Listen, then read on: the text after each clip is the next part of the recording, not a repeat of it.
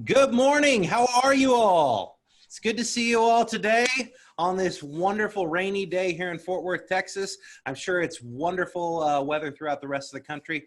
And I am so ready to get started with the second session of our 100 Club. So before we get started, would somebody be willing to hop on and share with me what their experience was over the last week with sitting down and figuring out what their world looks like, and maybe having that conversation with your family or your business partners to talk about what that's truly going to look like for you?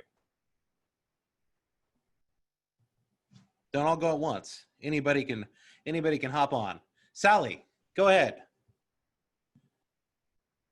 I just requested to unmute you. Yeah, go ahead, Sally.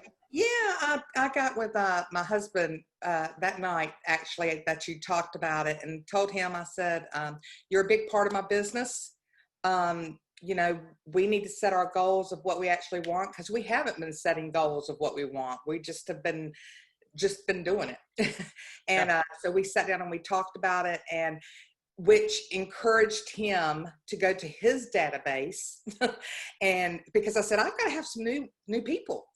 And he works for a pretty big company. So I said, get into yours and bring me some of those. And he actually did. I mean, I have one right now that I'm working with that he already had a buyer, but he has to find a new place. So I'm going to help him with his buy, because he didn't have a realtor, and I'm going to be getting this new place. So just having that conversation with him opened a great door for me. So I was excited. That's awesome. So what are some of the goals that you and your husband set for yourselves?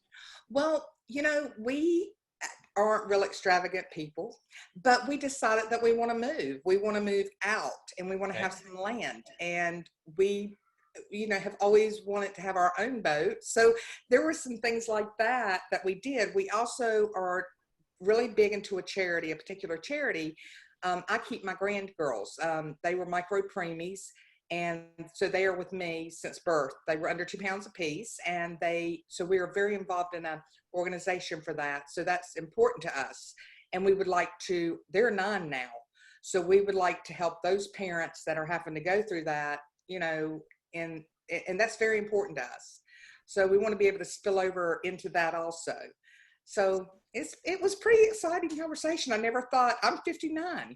I never thought to do that. I mean, It's never too late to start, and it's also never too early to start. So I'm glad that you got to have that conversation. How did you feel afterward? I felt really good. I feel very motivated. You see, I was motivated. I did not get my 100 things in, but I got 80 of them in, and 5 new contacts. So, I know I need to work a little bit harder. The girls are home for school, and they go back next week. So I think I'll have a little bit more time to kind of get my things together. So, but felt really, really positive and motivated. Now, based upon the things that you and your husband came up with, is your goal 100,000, or is it any different? It's probably going to be a little more. Okay. Because we need to be able to we are at a later age, so I don't have as much time as a 30-year-old has. So that's the way we looked at it. I want to challenge you to look at it a little bit differently. Okay. Because Gary Keller stood on stage at Family Reunion, I think this was probably 3 years ago. And he said something that really, really stuck with me. And, those things that you hear somebody say something and it just gives you goosebumps, and it makes you really think, oh my gosh, I didn't think about it like that. Absolutely. He stood on stage and said that he believes anybody can accomplish anything they want to within 5 years. Doesn't matter what it is. You figure out what you want 5 years from now to look like, and then you work backwards to, okay, what does it need to look like in 3 years? What does it need to look like in a year? What does it need to look like this month? What does it need to look like this week? And what does it need to look like today? And ultimately, what do I need to be doing right now to accomplish that? And so I would challenge you, Sally, to not look at it as, hey, I'm 59 years old. I'm not a 30-year-old anymore. But hey, what do I want this to look like when I'm 64 years old? And what can I accomplish between now and then? And how can I partner with the people around me? Right. And y'all are amazing. Y'all, Keller Williams has been absolutely amazing as far as your pouring into people. So I haven't Oh, been with stop. y'all. Just stop. No, I haven't been with y'all as long. I've only been with y'all since May and have learned more probably in this month than in my former years of real estate. So it's been really positive and wonderful. So thank y'all for pouring into us. Good. Well, we're grateful to partner with you, Sally, and thank you for stepping up and sharing that with us. Anyone else willing to share what it looked like when they looked at their world with themselves and their family or their business partners? Anyone else?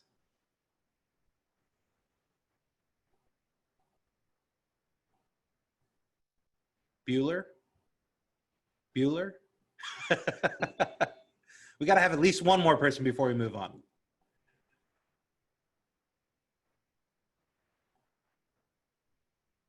Hey, Terrell, I just saw that you hopped on.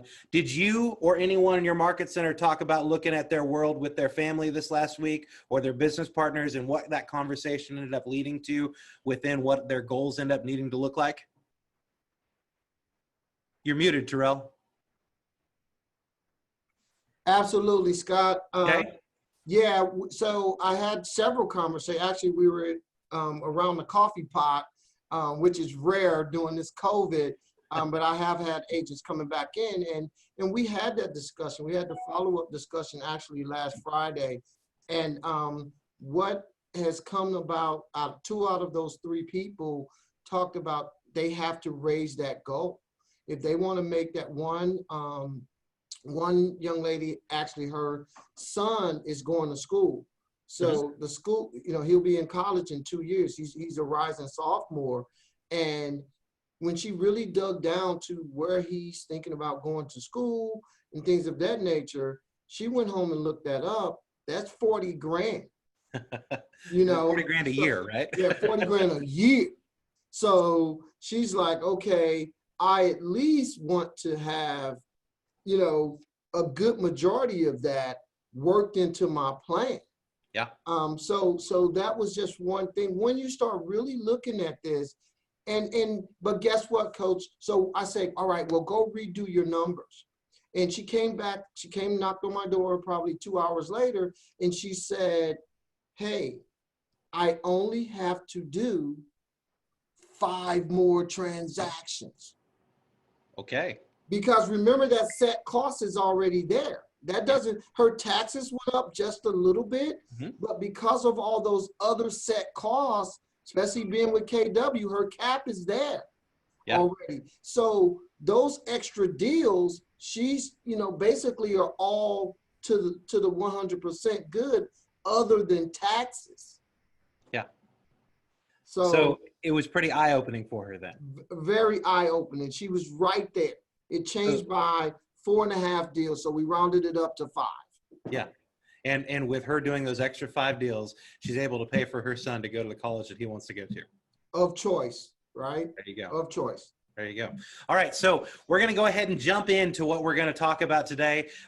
Some of you guys have heard a little bit of things about this before, but we're going to talk about the big rocks first. So I'm going to share my screen with you, and then we're going to also jump into a couple of other things, and we're going to talk about some time blocking today, everyone's favorite subject.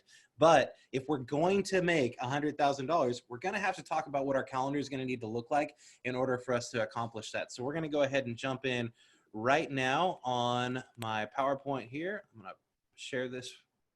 And here's the video that I want to start with.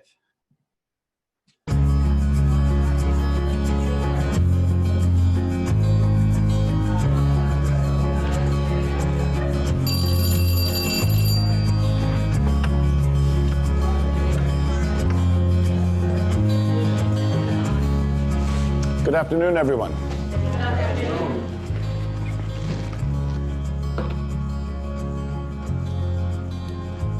We all have this one life to live.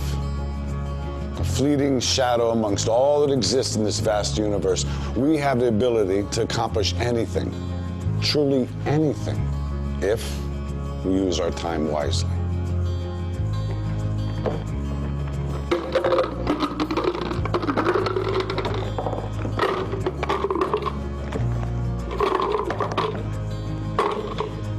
Is this jar full? Yes.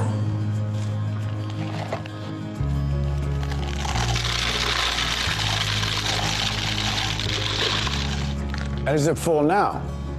Yes.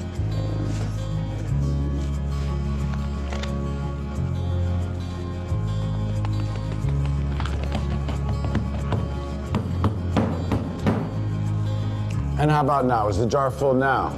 Yes. Yes. Yeah, it is.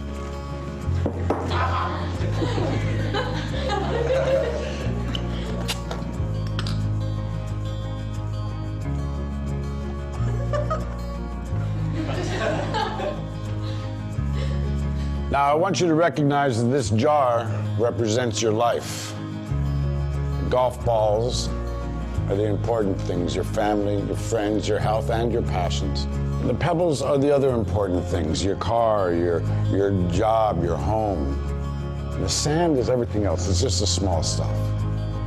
Now, if you put the sand in the jar first, you won't have room for the pebbles or the golf balls. And the same is true in life. If you spend all your energy and your time on the small stuff, you won't have time for all the really important things that matter to you. Pay attention to the things that are critical to your happiness. Take care of the golf balls first, the really important things. Set your priorities, because everything else is, it's just sand. Yes? Professor, what does the beer represent? I'm glad you asked. It goes to show that no matter how full your life may seem to be, there's always room for a couple of beers with a friend.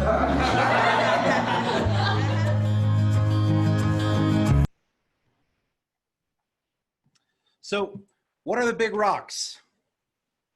What are the big rocks? That's the big question. Well, there's a couple of different ways to look at it. So I loved that the professor there said the big rocks were your family, your friends, your health, your happiness. And he's 100% right, which is why when you go and you time block your calendar, you should absolutely be putting in the things for your family, your faith, your friends, your happiness.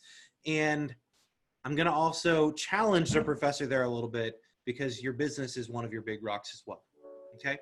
So when we look at this, it's not just that those are the only, that those things are the only big rocks that we have. I want you to imagine it like this. You've got two jars. One of those jars is all of those things that the professor talked about. And then when you get here to work, you got another jar. And your work jar, you've got big rocks in it too. The big rocks are the things that you've got to get done, the things that are the most important, the things that if you don't get done, you're not going to be successful. Those things like lead generating and lead following up and building your business. Maybe that's for some of you calling for sale by owners, for some of you calling expireds, for some of you utilizing your sphere of influence with the things that you absolutely love doing. Sally, I love that you mentioned that you're really involved in a charitable organization that you're passionate about. That can be building relationships with those people as well. For some of you on this call, I can see that you turning into a charitable organization or something like that, that you're going to work to create, to fund something in your community that really hasn't had a need met yet. So those big rocks are the things that you've got to get taken care of first. And then we're going to go into here in a little bit what that 80-20 rule is and what that's really going to look like. And before we go there, I want to share with you another video. And this one's about the one thing. So let me pull up my screen again really quick. Here we go. And this is a brief summary of what the One Thing book is and the principles that we can take away from that.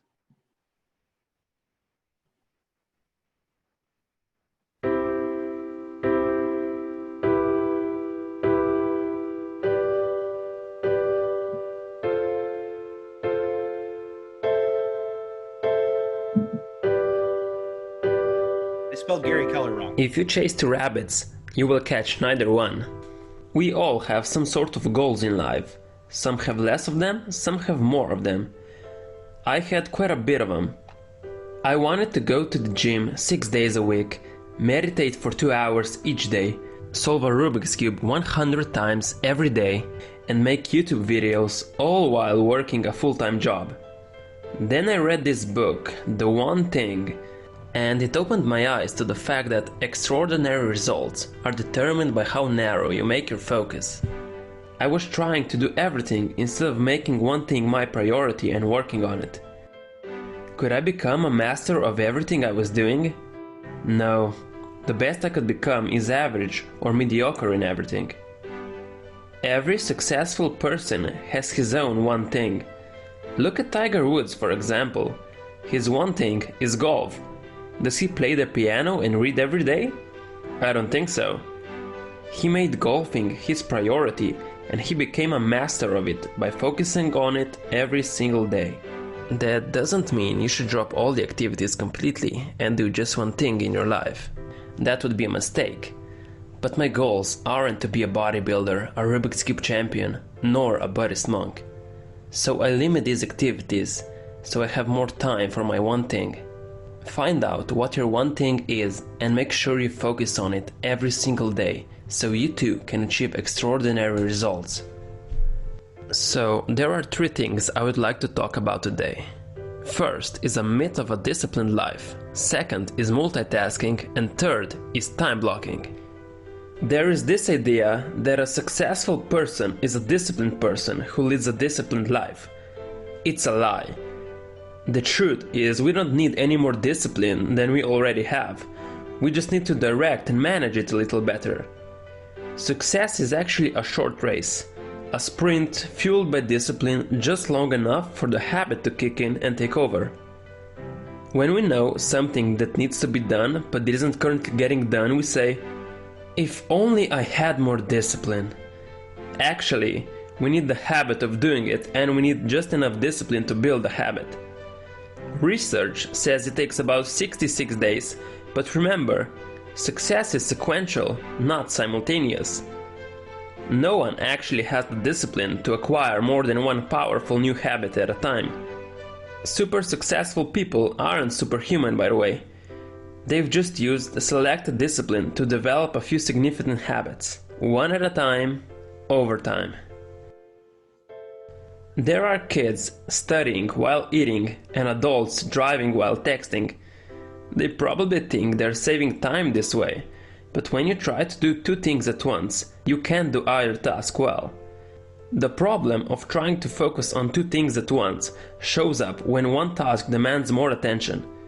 When your wife is describing the way the living room furniture has been rearranged, you engage your visual cortex to see it in your mind's eye. If you happen to be driving at that moment, this interference means you're now seeing the new sofa and are blind to the car braking in front of you. You simply can't effectively focus on 2 important things at the same time. One of my favorite ideas from this book is time blocking. Most people think there's not enough time to become successful, but there is when you block it. So go to your calendar right now and block off all the time you need to accomplish your one thing. Everything else, other projects, paperwork, unimportant meetings and calls, all must wait. For example, I have a specific time blocked out every single day for reading. During that time, all the distractions are removed and I do nothing but read. That also means if a friend asks me if I want to go for a coffee during my block time, I will decline it and schedule it for another time. But don't forget, resting is as important as working, so make sure to time block your time off as well. I hope you learned something new today. So if you enjoyed the video, please hit the like button. And if you want to see more videos like this, make sure. All right, so what are some of the things you took away just from that real short 5-minute video of a brief overview of the one thing? Can't do more than one thing at a time well. Okay. She says while driving. Right, because I forgot I had coaching today. Okay. Couldn't have planned that any better, Debbie. Thank you for that. Sitting, waiting to turn. I am not moving at this moment. I love it. Okay. Who else? This is Austin. I'll say that the things that are important, you really need to schedule out on your calendar to make sure that you get to them and that you don't let the distractions for me, it's my children and homeschooling, get in the way, but you kind of pick the things that are going to work for you and you stick to those things so that you get done what needs to happen. Absolutely. I love that, Austin. Thank you for sharing that. Who else? I think it makes things simplified. And Okay. we make things too complicated.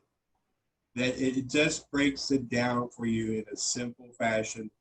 Do this and you'll get these results. It's that simple. Yeah, you're right. We way overcomplicate it, and sometimes, it would be nice to have the mind of a child again, because children look at something and they say, "Here's what I'm going to do," and I'm just going to do it. And adults look at it and say, "Well, that seems like a really big task for you to take on as a kid. I don't see how it's going to happen."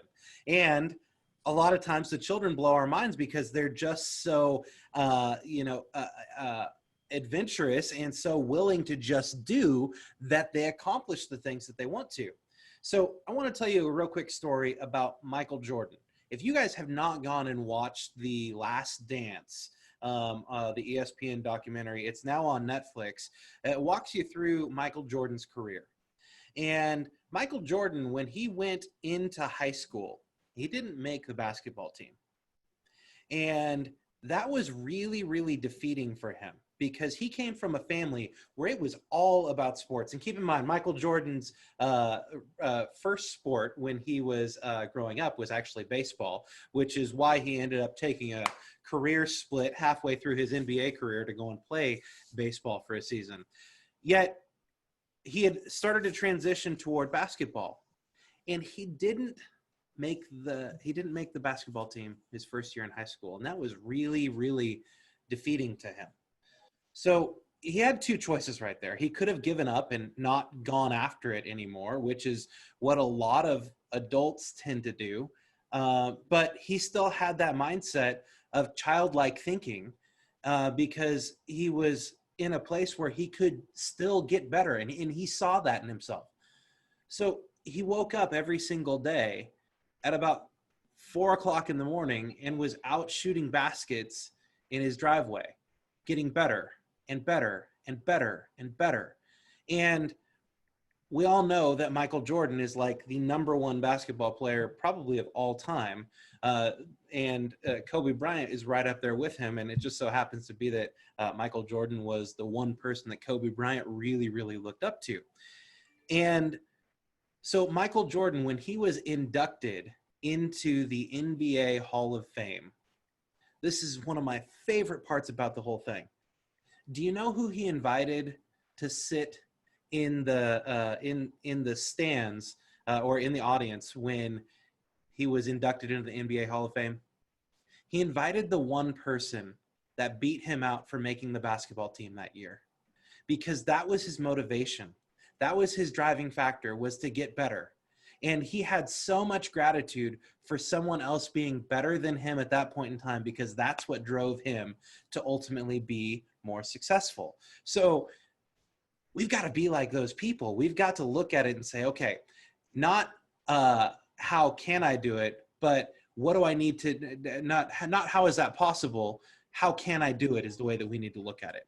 So he talked about 66 days in there. Now, it's 66 days to form a habit. One of the #1 things that people make a mistake on in this is thinking, okay, well, if I do it for 33 days in a row and then I skip a day or I forget a day, I've got to start all over. Well, Gary Keller recently clarified that, and he said, no, that is not the point of this at all. You don't have to punish yourself and start all over again. He said, get right back to it. So you want to create a total of 66 days. If you've got to take a weekend off or something like that because you're going on a trip or something, you can do that. That's okay. Or if your 66-day lead generation habit is to lead generate consecutively for 66 days, remember, you still want to have a life by design, and you still want to focus on those big rocks, and the big rocks are your family and the things that you enjoy doing. So if you're going to take a weekend off, take the weekend off. Don't lead generate on the weekend if you don't have to. If your lead generation plan is lead generating Monday through Friday for 2 hours a day, great, do it. And don't penalize yourself because you didn't lead generate on Saturday and Sunday. You want to create 66 days of a pattern, and those 66 days don't all have to be at once. They need to be in the same time period, but if you take a day off, that's okay. Gary clarified that recently. So what that brings me to say next is it's all about following up and creating that system for yourself. It's not what you do occasionally, it's what you do consistently. Keep that in mind. It's not what you do occasionally, it's what you do consistently. And there's a gentleman named Dr. John Maxwell. I'm a huge fan of his. And he talks about this rule of 5. And what he says is you've got to figure out in your life what the 5 things that you need to do every single day consistently are, or in what we're talking about with Gary, 66 days consistently to make it happen. And he uses this example. He says, if you were to go out to a tree with an axe and take 5 swings at that tree every single day in the exact same spot with that axe, what's going to happen? Well, eventually the tree's going to fall. If you do that 5 times every day consistently in the exact same spot on the tree, eventually the tree's going to fall. Now, if you go out to that tree with a baseball bat and you hit that tree in the same spot 5 times every single day with a baseball bat, what's going to happen? You're going to break your wrist. You're going to have really, really sore hands, and you're probably going to give up because you're not making any progress. So number 1, you've got to be consistent. Number 2, you've got to have the right tools. And number 3 here, if you were to go out, even if you did have an axe, but you had a yard full of trees and you took a swing at if you took 5 swings at different trees every single day, what's going to happen? You're going to have a bunch of wounded trees, but you're not going to have a whole lot of progress. So it's all about being consistent. It's about having the right tools, and it's about moving forward. So when we talk about consistency, I want to share my screen with you again, and we're going to go back to this. So here's the dominoes. And in the one thing, we talk about the dominoes. And you see there at the top, it's your someday goal. And then down a little bit further, it's got the 5-year goal. And then a little bit further, it's got the 1-year goal. And then a little bit further, it's got the monthly goal, then the weekly goal, then the daily goal. And then the ultimate question is, what's my one thing right now? What's that one domino that I need to knock over today that will ultimately lead to me accomplishing my daily goal, that will ultimately lead to me accomplishing my weekly goal, that will ultimately lead to me accomplishing my monthly goal, that will lead to me accomplishing my yearly goal, that will lead to me accomplishing my goal in 5 years, which will ultimately allow me to accomplish my someday goal. So it's all about figuring out what that one thing that you need to do right now is. And that's why your calendar is so important. You see, a lot of people get into this habit of creating what looks like a really, really pretty calendar. Well, calendars only work if you're 100% committed to doing the things on the actual calendar that you have. That doesn't mean that things aren't going to come up. That doesn't mean that you're going to have detours. But if you have a detour, as we learned in Bold a long time ago, if you erase it, you must replace it. Don't let that detour prevent you from getting to your ultimate destination. Now, think of it like this. You're driving down a road. I drove down Hewlin this morning, and there was a lane that was closed. Did I just stop right there and say, you know what? I guess this is the end of the road for me? No, I merged over because the sign said to merge over, and I still ultimately got to my destination. It's the exact same thing with your calendar. Just because something comes up doesn't mean you just say, well, I guess I shouldn't do that today. It means, okay, I'm going to go ahead and do that, and I still need to accomplish what I need to accomplish today, because there's going to be things that come up, I promise you. All right, so let me go to the next slide on here. So here's a visual representation that is really, really powerful. So if you take that one domino, and this is just a physical explanation of how powerful doing your one thing every single day is, that first domino is just 2 inches tall. If you double it and double it and double it, if you double it 18 times, that 1 2-inch domino all the way up is going to end up being the size of the Leaning Tower of Pisa. And then if you double that up to 23 times, you're now at the Eiffel Tower. Then if you double that all the way up to a total of 31 times, you're now 3,000 feet above Mount Everest. And then if it continues to double all the way up to 57 times, you're now at the height of the moon, the distance from here on Earth to the moon, just by doubling your domino a total of 57 times all the way through. That's how impactful focus can be.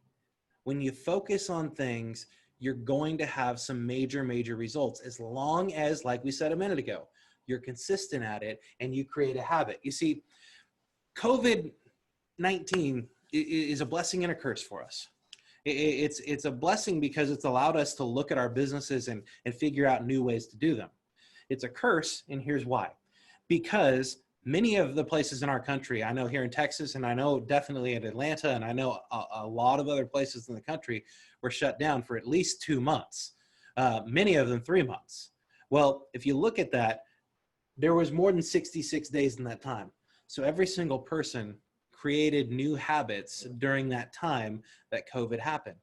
Now, one of those habits that a lot of us are getting used to right now, I know myself and my family and my wife at home right now is totally getting used to now being a homeschool teacher. It's not something we had on the books for 2020. It's not something we really had on the books ever, because our kids love going to school. They love being with their friends.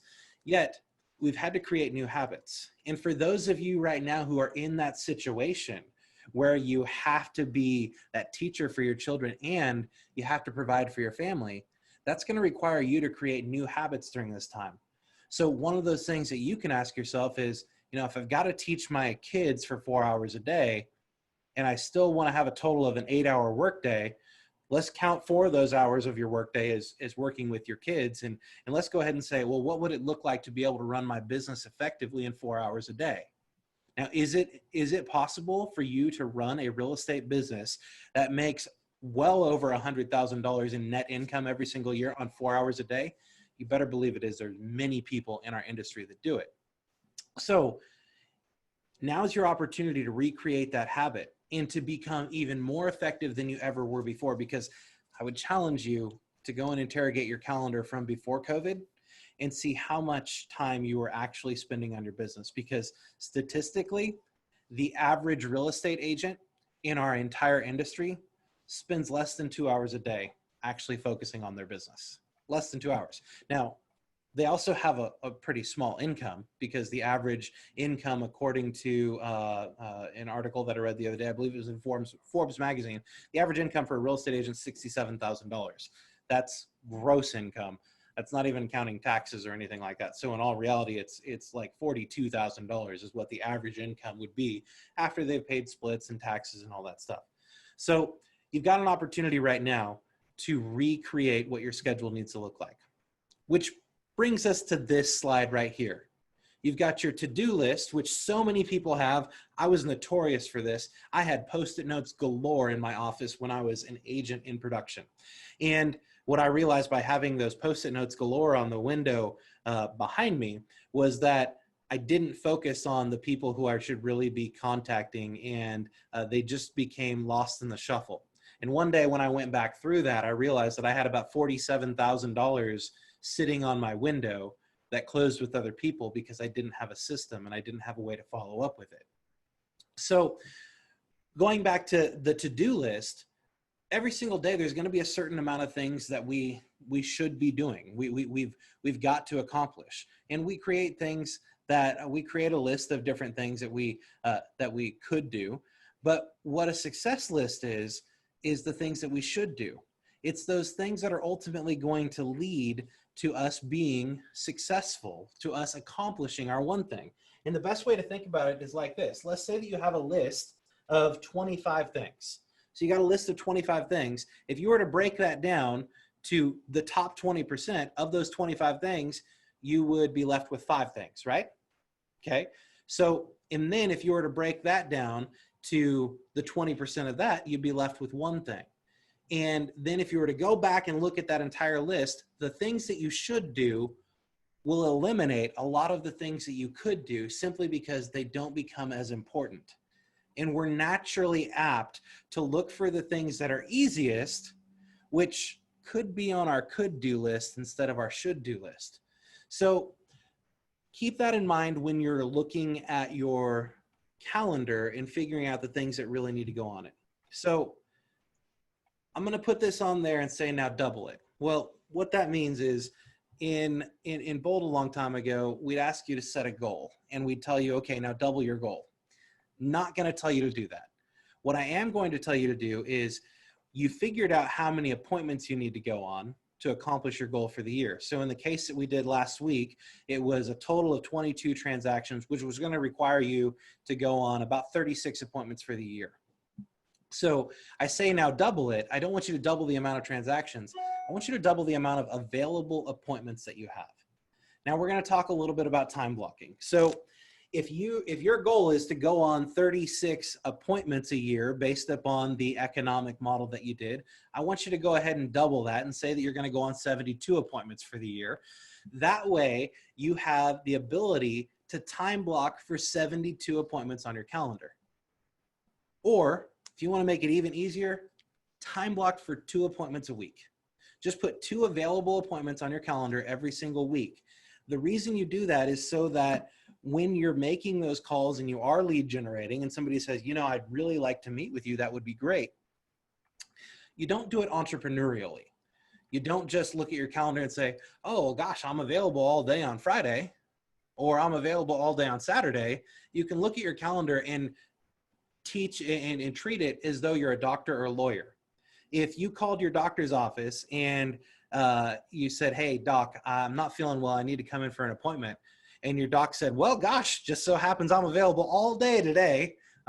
Would you feel very comfortable with that? I know I wouldn't, because that means that other people don't respect and admire that person for their expertise. So when you look at your calendar and you start treating it this way of, hey, these are the times that I'm available, this is when I can help you, you start to earn the respect early on in that relationship of, this is a professional that I'm working with. This is a business person that I'm working with, so that you're setting those boundaries right off the bat. Hey, you know, I would love the opportunity to meet with you. I'm available on Friday at 2, or I'm available on Saturday at 1 o'clock. Which one of those works best for you? Now, if they say none of those times work, what are you going to do? You're not going to be like, hey, hold on, nope, it's not on my calendar, can't make it happen. Then you're going to go and look at those other places where you have the availabilities, and you're going to say, oh, you know, I can remove a couple of things and make that work for you. But the whole reason that you're going to do this is because it's all about setting the expectations for yourself. If you don't have those available appointments on your calendar to begin with, how are you ever going to know if you're accomplishing your goals? You're not. So that's why it's important to break it down. Now, for some of you guys who made all of your contacts last week, I think there were like 12 people who made all of their contacts last week. And for that, congratulations. Y'all knocked it out of the park. And I want to ask those of you who did that this question. You don't have to answer on here, but how much time did that take you in order to make those 20 contacts? That's what you need to time block consistently in your calendar for that lead generation. Now, making 100 contacts every single week, that's a big deal. On average, for people to be able to do that, it's going to take them about 2 hours in order for them to make those contacts that they need to make. So when you're looking at your daily calendar, so let's say Monday, Tuesday, and for the sake of my whiteboard here, I'm just going to say Monday, Tuesday, and Wednesday. So let's say 9 to 11, we're going to lead gen, and we'll just do that these days right here. Now you know that every single day on your calendar, when you look at it, you've already got something time blocked. And I want to encourage you to do this. If you're not going to do lead gen for 2 hours every single day, don't put it on your calendar. If you need to start somewhere like an hour, start there. If you need to start with 30 minutes because you need to ease your way into it, start there. Remember, we're creating a 66-day habit.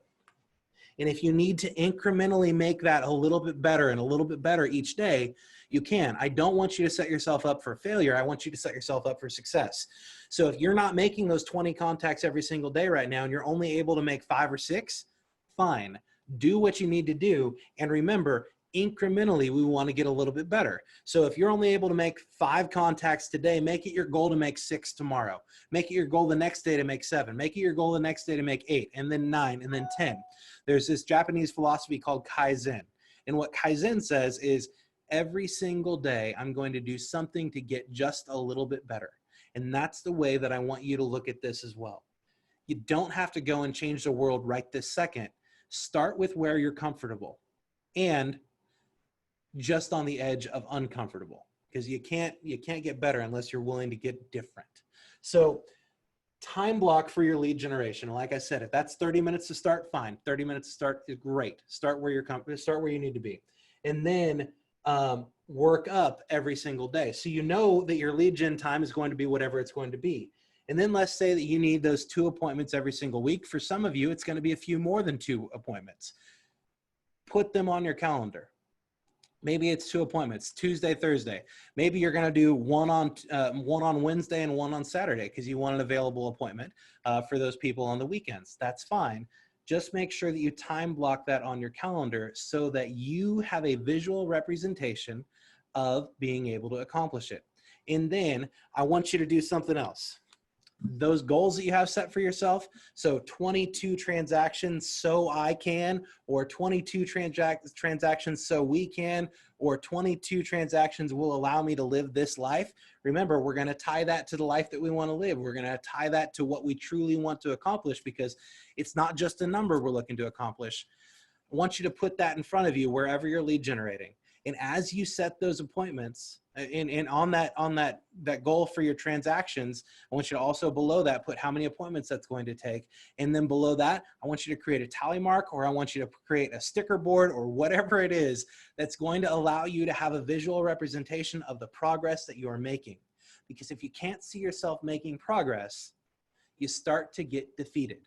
It's the #1 reason why there is a scale to begin with. A scale is not just about having a number that is healthy. A scale is about you being able to see the progress every single day that you're making, or every single week that you're making, however it is, if you're working out and looking to change your size. I mean, you could be a crazy healthy person at 6'8" and 260 pounds. That doesn't matter. Day school today is their today is the day. The kids don't have to go to school on Wednesdays. Hey, but they kids don't have to go to school today. That's totally okay. So I thought she was chiming in there for a second. I was getting excited. But anyways, the scale is just a visual representation so that you can see the progress that you're making. This is the exact same thing. When you put that number up, that 22 transactions so I can, which means that I'll need to go on this many appointments, and then you have the representation of the progress that you're making. That's where it really starts to click, because you can see the results that your actions are having, and you can see yourself moving forward. You wouldn't ever go to the Super Bowl without a scoreboard. There's always going to be a scoreboard so that everyone can see where they're at all times. So with that being said, what are your takeaways from our session today?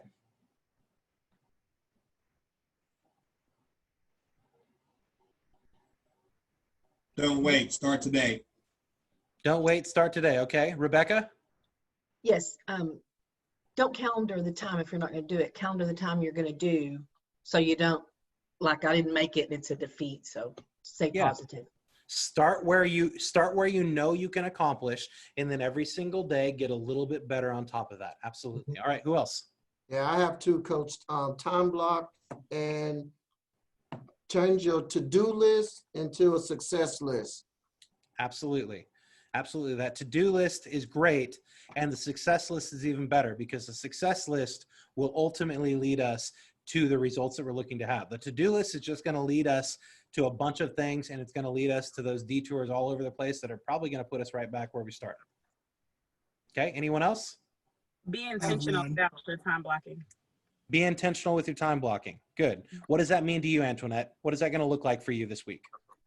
For me, for sure, making sure that I put the times that I need to take the kids to daycare and school, and then work my way around it. I hadn't been putting that in my time at all. There you go. Good. And the other benefit here is if you had to, let's say that you got sick one day and you were at home and you weren't able to do something, you could then send a screenshot of your calendar to somebody else and they'd know what your day needs to look like, how they could fill in for you. Okay. All right. One more.